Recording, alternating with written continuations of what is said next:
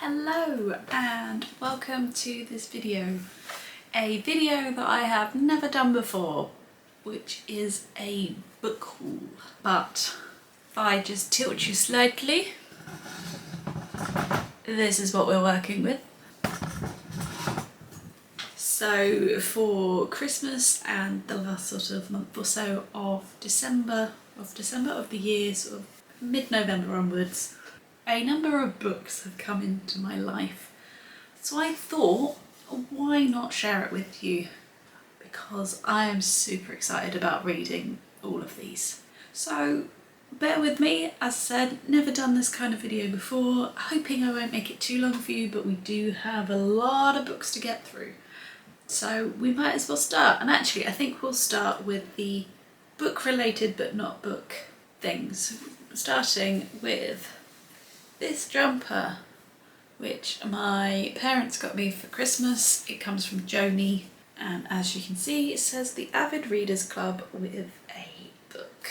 It's also really warm and comfortable, so like it a lot.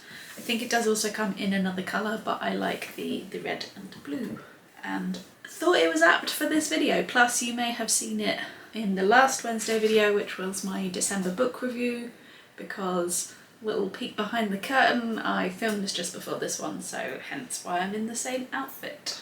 But I'm sure you'll forgive me for that one. The other non-bookish but book-related thing I got was a book sleeve in this lovely floral print, so that when I'm reading I can put my book in here, and then when it's in my bag it doesn't get damaged, which I'm super happy about. So I've split this into sort of 3 sections.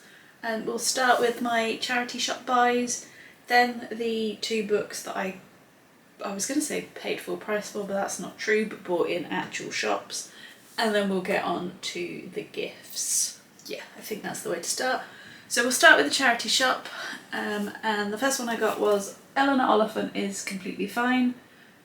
This was one of my favourite books of whatever year I read it, and obviously it follows Eleanor Oliphant, who is very regimented in everything she does, and her figuring out life, I guess. As I say, one of my favourite books the year I read it, but I don't actually own a copy. I borrowed it off a friend at work, so obviously I had to give it back. So when I saw it in the charity shop for £1 in pretty good condition, I picked that up because I've been hoping for a copy for a while.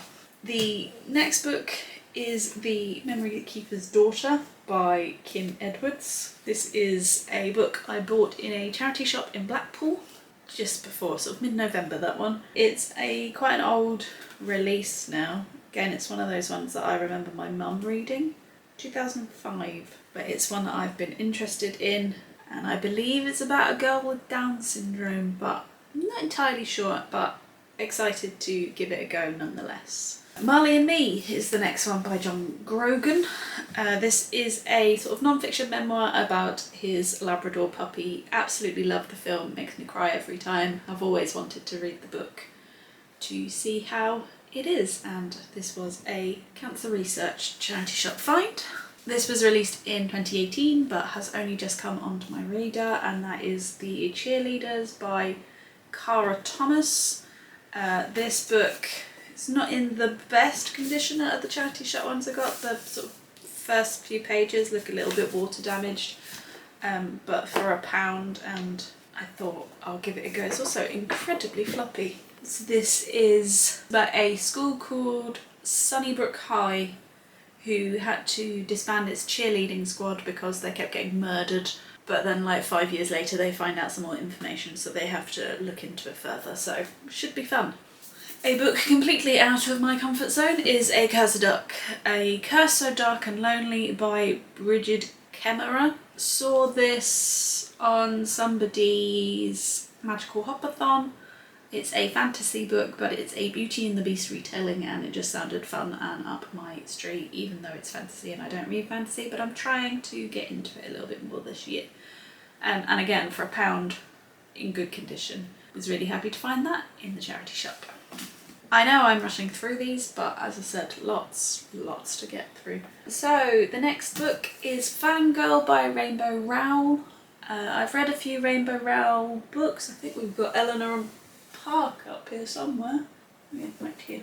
I quite like her writing style, but the other one I read was Attachments last year. I wasn't too keen, but Fangirl appeals to me. It's about twins who then go to separate colleges and have to find their own identities, and one of them is super into fan fiction. I think it's about first love and that kind of thing, so appeals to me a lot. And also after reading Geekerella, I really did enjoy the whole fandom stuff, so let's try fan fiction this time.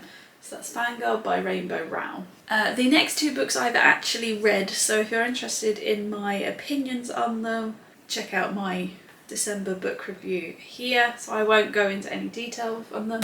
So again, from a Blackpool charity shop, I got Let It Snow by John Green, Maureen Johnson and Lauren Miracle, 3 stories in one book.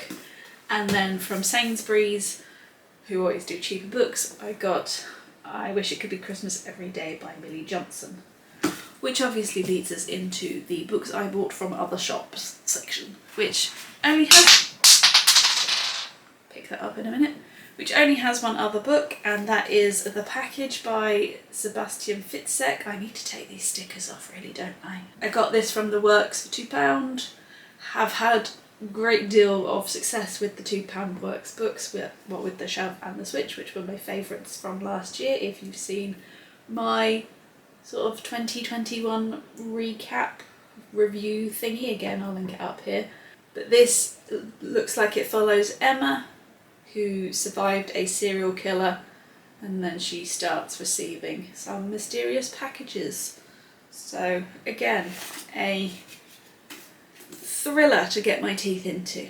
We're into the main bulk of things, which is the gifts I got for Christmas, and I got a lot of books. Granted, I only really asked for books for Christmas, so glad that family members actually bought me them. Although saying that, my birthday's at the end of January, so I imagine, because I can't think of anything else I want other than books, this will get added to. So we'll start with the ones that are in mine and Pete's stockings. So Father Christmas bought this for us, Santa. If you know, you know.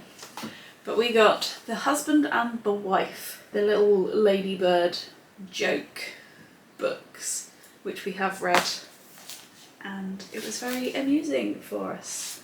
So just a little jokey one in our stockings. And then again in my stocking I got 84 Charing Cross Road by Helena Hanff. This is an old book anyway, but I think this actual copy is quite an old book, so I'm going to have to be careful when I read it so that the pages don't fall out. But this is all told in letters. It's essentially a love story between a woman and a bookshop on 84 Charing Cross Road, which I believe now is a McDonald's, which is highly disappointing. But I'm looking forward to getting to this one, and I don't think it'll be too difficult a read looking at the pages inside. And last thing from my stocking was Such a Fun Age by Kylie Reid.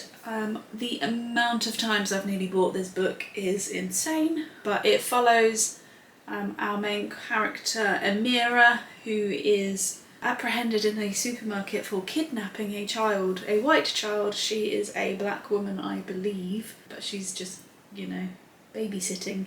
So a whole thing of mixed identity and racism and stuff. And it says Such a Fun Age. I think it might be a fun time. So from one of Pete's aunties, who also got me the book sleeve, I also got A Quiet Kind of Thunder by Sarah Bernard. This is a beautiful cover, do you not think?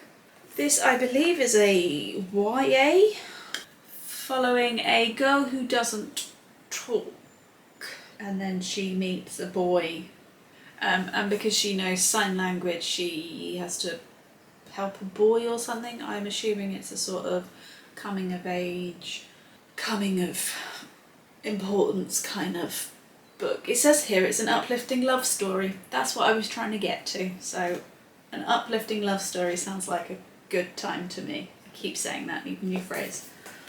And one I've wanted to read again for an incredibly long time is The Seven Husbands of Evelyn Hugo by Taylor Jenkins Reid. I have heard nothing but good things last year about Taylor Jenkins Reid, so I am over the moon to be able to be giving one of her books a try this year. I did get this mixed up with the 7.5 Deaths of Evelyn Hardcastle because they share the same name and I think they came out in the same year. But this one is Evelyn Hugo and it follows a reclusive Hollywood star, but that's all I really know about it. That and the fact that everybody adores this book and Taylor Jenkins Reid, so very much looking forward to giving this one a go. And then from Pete's other auntie, who loves to feed my book obsession, and for that I am incredibly grateful. I got Breathless by Jennifer Niven, who is the author of All the Bright Places and Holding Up the Universe, both books I've really enjoyed, so looking forward to read her next one. Don't really know anything about it other than what it says on the blurb, but I won't read you that. So this one is mainly for the author rather than knowing the plot of it. We then go to another non-fiction, which is When Breath Becomes Air by Paul Kalanithi. I can't pronounce his name, I will try and get better at that when I eventually come to read it. But Paul is a doctor who then finds out that he has a terminal illness, an inoperable illness, so has to come to terms with being the patient. And I think this is going to be quite a thought-provoking and just a really interesting read of how he copes with the two situations, I guess. We then go to Girl A by Abigail Dean, which again I think is about someone who escapes a serial killer, so a bit of a theme. Should I be worried? But Girl A by Abigail Dean. The Statistical Probability of Falling in Love by Jennifer Esnith has been on my want to read it list for an incredibly long time. I have never seen it anywhere, ever, and then put it on my Christmas list because I really want to read it, and then saw it in a charity shop and my brother tried to convince me to buy it, so I'm glad I didn't because I got it for Christmas.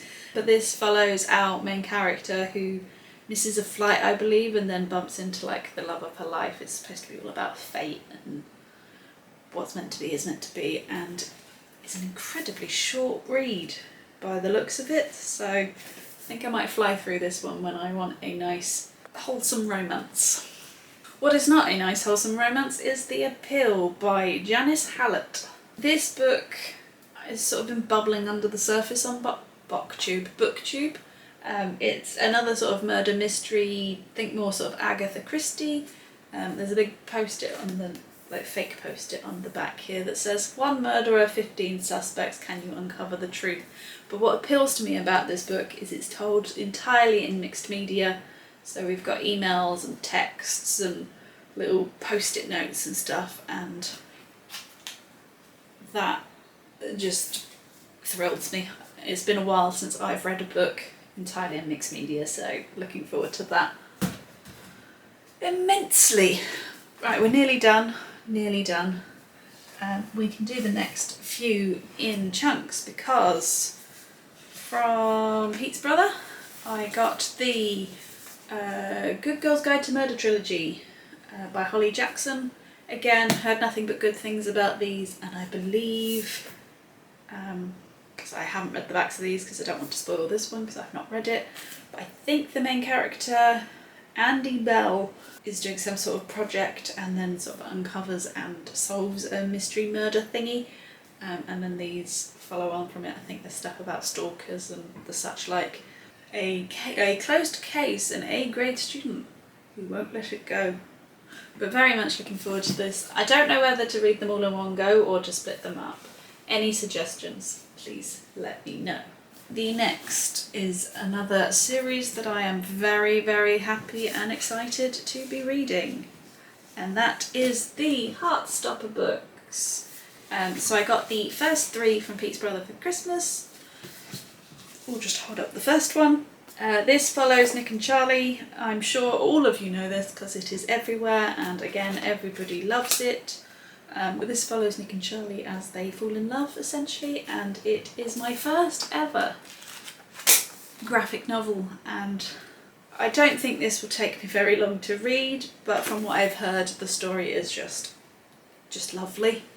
And I probably will go ahead and order the 4th one without reading these because I think I'm going to really enjoy them. And the last book technically wasn't a gift for me, it was Pete's present, but I will read it, and that is The Christmas Pig by J.K. Rowling. This will obviously wait till next December now, but it follows a boy who loses his toy and he has to find it. I believe, because it made us laugh, that the toy he's lost is called Der Pig, or DP. And then I think the whole Christmas Pig part of it is the Christmas Pig is like his replacement and has to help him find Der Pig. But I don't know, and I won't know for another year probably, but should be fun. I know J.K. Rowling's a bit of a questionable character these days, but as the book is in my possession, I'll now read it. So there you go, there is my first ever book haul, because quite frankly I got a lot of books and wanted to talk about them even if I have done it at speed time. Please give me feedback on how I've done and how I can improve it, because as I said, my birthday's coming up, I'm expecting a few more, so I may do another one with the stuff I get for my birthday. I may not, we'll see. We'll see how it goes. But anyway, if you've read any of the books that I've flashed up on the screen, please let me know, and let me know which ones I should prioritise, because as I said, there's a few and I don't know which order to read them in. And if you've enjoyed this video, please give it a thumbs up. If you haven't already and you're interested to see my thoughts on these, because they will be in upcoming book hauls, please click that subscribe. Book hauls, they'll be in upcoming book reviews, so please click that subscribe button, and I will see you in the next one. Bye!